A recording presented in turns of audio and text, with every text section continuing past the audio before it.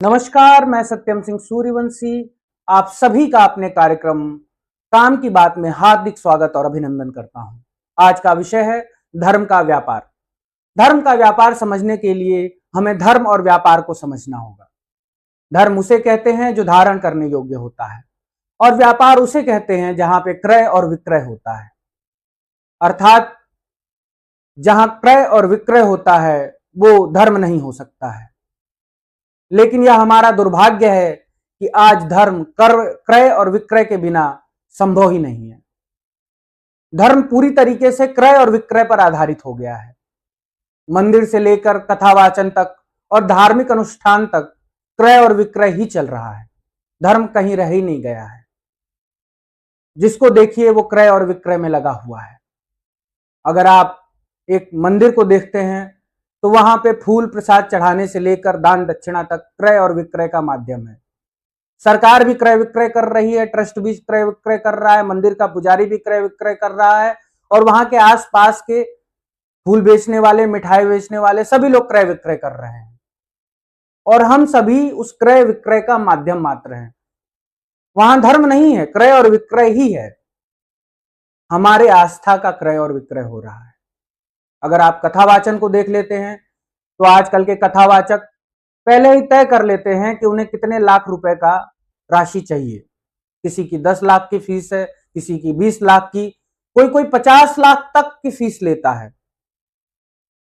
और जो सरकार प्रायोजित हैं, जिनको सोशल मीडिया पर प्रचार प्रसार किया जा रहा है, मीडिया हाउसेस द्वारा उनका प्रचार प्रसार हो रहा है, सरकार के समर्थन में बातें करते हैं, उनकी फीस तो और भी ज्यादा है।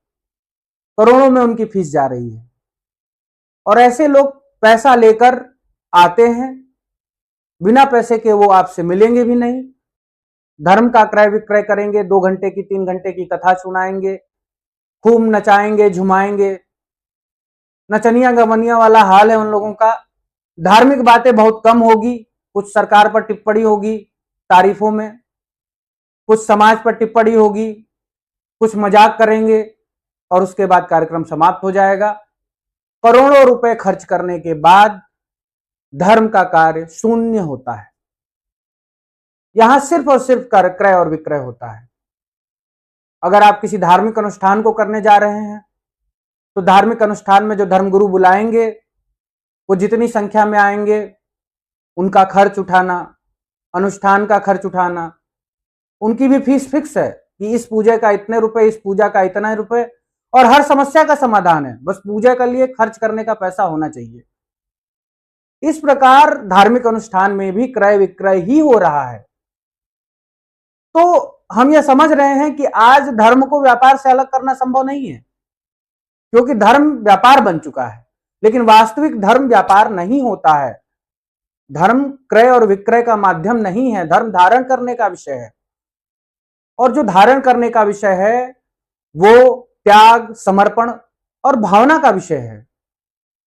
इसीलिए आप सभी से अनुरोध करना चाहूंगा कि अगर आवश्यकता नहीं है तो क्रय विक्रय से युक्त धार्मिक अनुष्ठानों, क्रय विक्रय से युक्त कथावाचन और क्रय विक्रय से युक्त मंदिर तीर्थ यात्रा से जितना हो सके उतना दूर रहें और वास्तविक धर्म को समझें, जो धर्म आपके भीतर निहित है।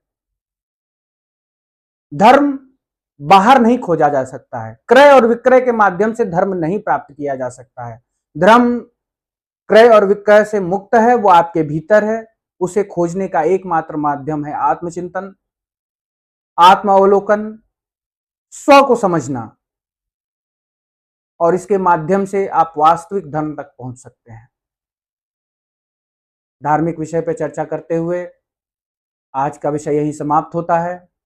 नमस्कार।